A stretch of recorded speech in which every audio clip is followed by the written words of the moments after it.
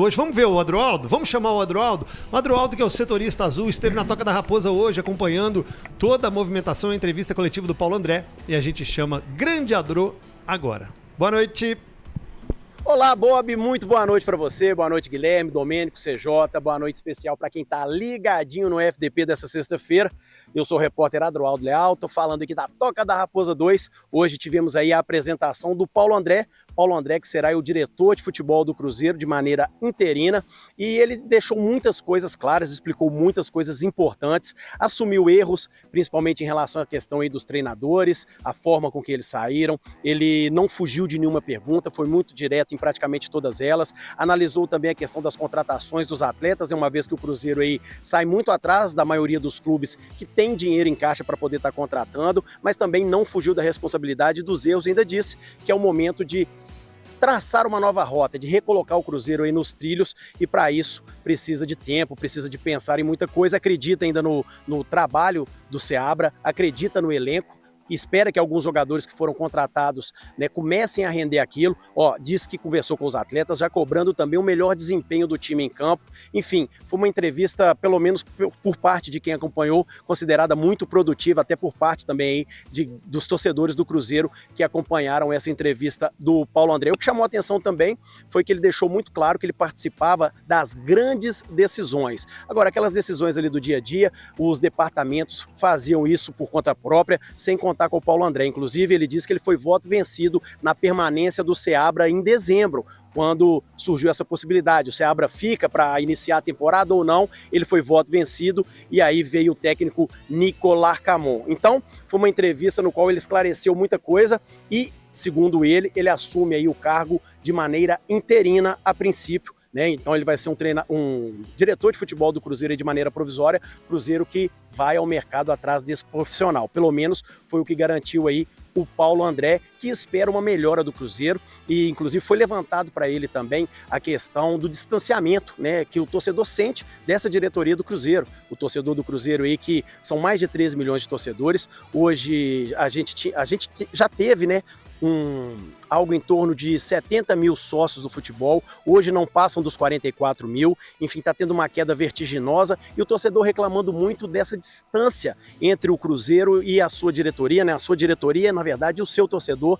Então, o torcedor do Cruzeiro reclamando muito disso, e o Paulo André, pelo menos, escutou esse recado da torcida, chegou aí para o diretor de futebol do Cruzeiro, que assumiu a culpa e disse que erraram muito, e o Cruzeiro que não tem margem para muito erro, né? Ao final de contas, é fácil você contratar um jogador aí que ganha 1 milhão, 1,5 milhão, a possibilidade desse atleta vir e dar resultado é muito maior do que jogadores que vêm de graça, que vêm por empréstimo, enfim, mas infelizmente essa é a realidade do Cruzeiro. Então, senhores, é isso que tem de Cruzeiro, direto da Toca da Raposa 2, e um forte abraço para todo mundo aí, boa noite, um ótimo final de semana, e aproveitando, hein, deixando aqui aquele recado, quer saber mais informações do Cruzeiro? Acesse no Instagram, @Cruzeiro na Rede 98, siga e você vai acompanhar tudo do Cruzeirão, tá? Tamo junto, um abraço, e domingo, Bob, tamo junto aí em mais uma jornada esportiva. O jogo é às 4, enquanto Vitória, e a jornada esportiva começa às 3 da tarde aqui na Rede 98. De Neno não vai pro jogo não, tá fora, ele volta diante da equipe do Internacional. Um abraço, até lá. Valeu, Adro. Ele falou do Cruzeiro na Rede 98, pro torcedor atleticano tem o Galo na Rede 98, notícias, bastidores, entrevistas exclusivas e promoções incríveis. Então vamos repercutir aqui, depois eu quero escutar o Rafa, torcedor, o Léo, ex-atleta, sobre as falas de Paulo André e o momento do Cruzeiro. Primeiro ele falou sobre o balanço, sobre a gestão do Ronaldo, olha só. Faz 2 anos e 4 meses que o Ronaldo assumiu a gestão do clube e desde então os principais objetivos esportivos e financeiros foram atingidos, né? Dentre eles o acesso à Série A, o ano passado a manutenção na primeira divisão, a Sul-Americana, e pela primeira vez esse ano nós tivemos uma falha, né, no nosso objetivo esportivo, que foi a queda na Copa do Brasil na primeira fase, né? Isso evidentemente que não estava nos planos e para a gente foi um grande fracasso, tá? Todos os outros objetivos no ano a gente continua vivo, né? Nós reconhecemos o desempenho abaixo do esperado na Copa Sul-Americana. Entendemos que, pelo tamanho do Cruzeiro, pela sua história, nós deveríamos ter minimamente 7 pontos. né? E agora é hora de a gente correr atrás nos próximos 3 jogos para conseguir a classificação, né? E voltar ao status normal para que a gente possa alcançar os nossos objetivos. O Campeonato Brasileiro iniciou agora, nós tivemos 3 jogos, temos 44% de aproveitamento, temos um objetivo de terminar na primeira página da competição, ainda faltam 35 jogos e a gente vai fazer o possível para atingir. O Léo, ele usou ali a frase principais objetivos financeiros e esportivos. Que o esportivo que não deu certo foi esse ano a eliminação da Copa do Brasil. Você hoje na função de um torcedor do Cruzeiro, de um cara que passou por lá e fez história. Como é que você analisa esse momento esportivo e o momento dessa gestão do Cruzeiro? Vendo de fora e como um torcedor, opinativo mesmo. Bem do lado de fora, né? Porque é difícil opinar, porque Claro. eu não tô na frente, assim, também não faço parte dos processos, nem entendo os processos, porque eu não tô no meio, assim. É difícil, porque o Cruzeiro é um Cruzeiro que é muito exigente, né? Porque é um Cruzeiro que ele mesmo falou da sua história, então exige bastante, exige o resultado, independente do time que tem, dos valores que gastam, das metas que chegam. Se cumpriu metas financeiras, se cumpriu metas estruturais, ou entre outras coisas mais, enfim. O torcedor muitas vezes cobra o que está ali dentro das 4 linhas, e isso é o que é mais visto pelos torcedores, e isso que é o que mais cobra, porque o Cruzeiro é um Cruzeiro sempre com a sua história, que sempre ganhou títulos, sempre buscou sempre o início, né, e o topo das tabelas. É algo que, assim, é difícil você mensurar, porque eu acredito ainda no Cruzeiro de reverter isso no Campeonato Brasileiro. A gente, como torcedor, torcemos bastante para que isso venha a ser um revés de acordo com o objetivo que eles devem estar traçando para que o Cruzeiro possa fazer um bom Campeonato Brasileiro. A gente torce bastante, principalmente que a gente tem amigos lá, o Lucas Silva, o Lucas Romero também, que possam, né, fazer um excelente Campeonato Brasileiro e reagir, assim, né? Difícil você opinar sobre as questões financeiras porque você não está no meio. Mas tem um jeito que você pode opinar talvez com mais propriedade. Você foi líder. Como é que você viu a situação do Rafael Cabral no Cruzeiro? Por quê? Líder, com história, passagem na Europa, conquistas no Santos, e aí chegou aqui, sofreu uma pressão. O Gui chegou até a falar para o torcedor que, olha, a forma cruel como estava sendo cobrado. E o Paulo André, já nós vamos trazer a fala, inclusive, Gabizinha, se a gente puder passar a do Rafael Cabral primeiro, por gentileza, do Paulo André falando sobre o Rafael Cabral. Como é que você viu isso? Foi exagerado? Não, CJ, infelizmente é assim, e a gente que tem que ter um preparo psicológico para aguentar essa porrada. Como é que você vê? É exatamente isso, assim, né? Não é questão do Rafa, eu também não sei como foi a tratativa da saída dele no Cruzeiro ou não sei se foi o clube que o dispensou, ele pediu para sair, né, esquisito.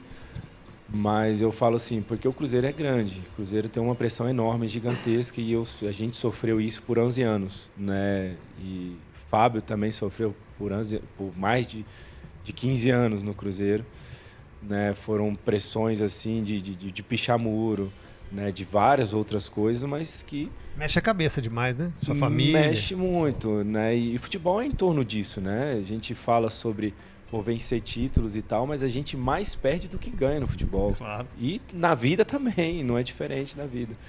Só que a questão de você suportar as pressões, suportar o momento ruim, é o que vai realmente fazer a pessoa que você é. Igual eu falo assim, eu me tornei a pessoa que eu sou pelas dificuldades que eu passei e fui passando durante a carreira. No Cruzeiro nunca fui unanimidade de ser o grande titular, de ser o cara, mas o Gui sabe de quanto a gente superou várias e várias adversidades e problemas, e a gente foi galgando isso, e eu estava participando de todos os momentos festivos, os momentos de vitórias do clube, né? Tanto 6-1 quanto o bicampeonato brasileiro. O campeonato brasileiro estava dentro de campo, superando todas as dificuldades.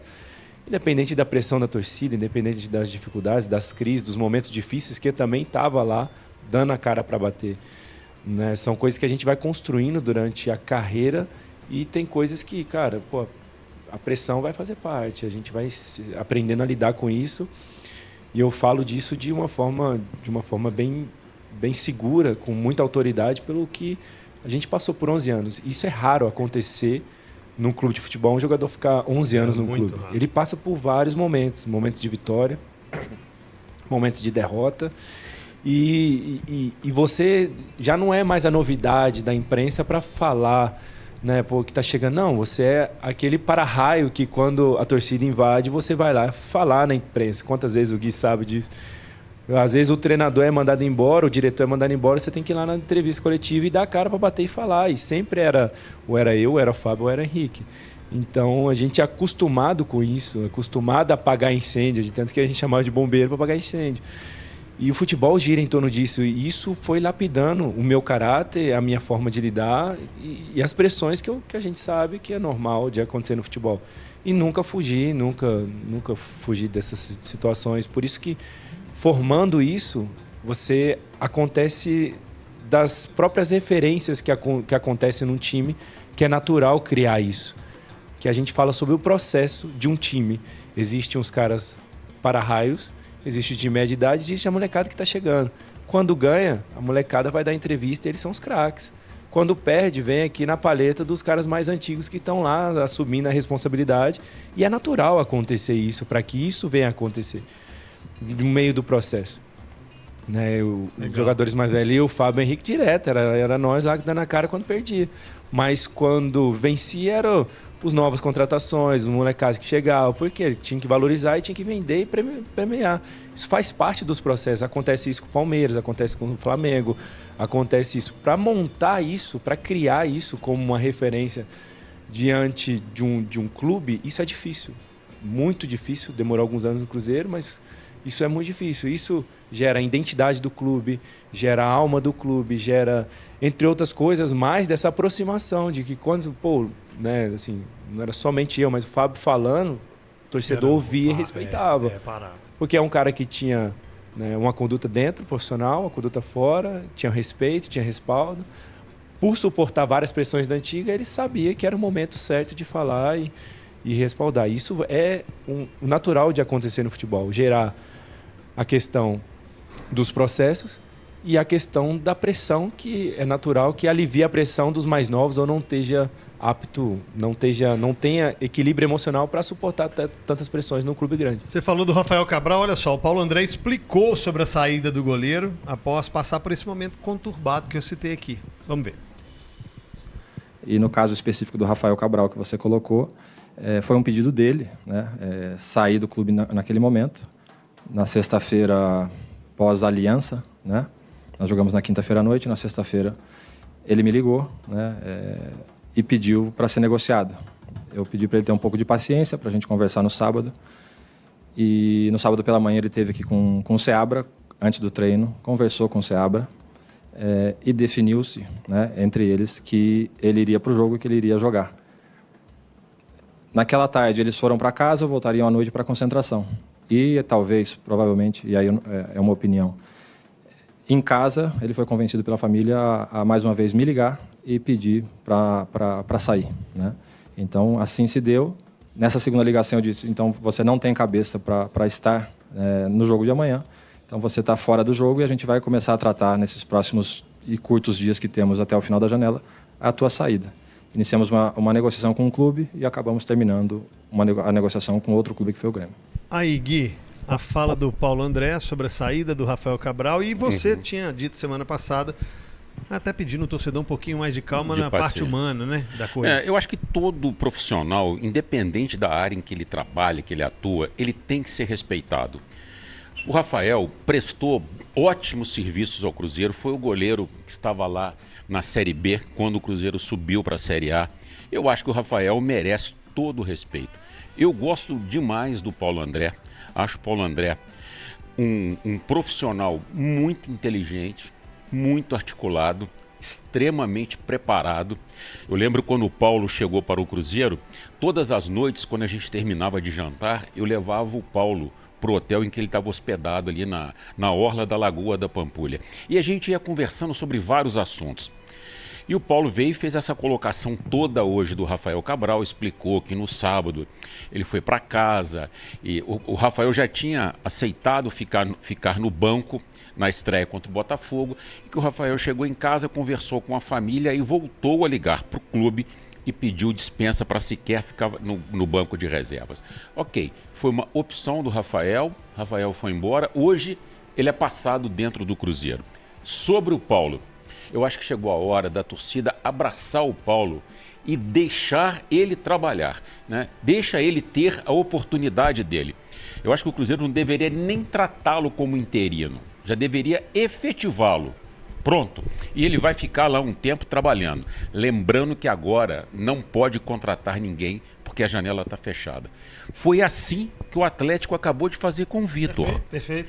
Quando o Rodrigo saiu, o Atlético promoveu o Vitor e ele está lá agora fazendo o trabalho dele. Então, moçada, vamos abraçar o Paulo, vamos torcer para que ele consiga colocar em prática tudo que ele tem na cabeça dele, as ideias do Paulo. Vamos dar uma oportunidade. Não é hora de torcer contra o comandante do avião, porque senão o avião cai.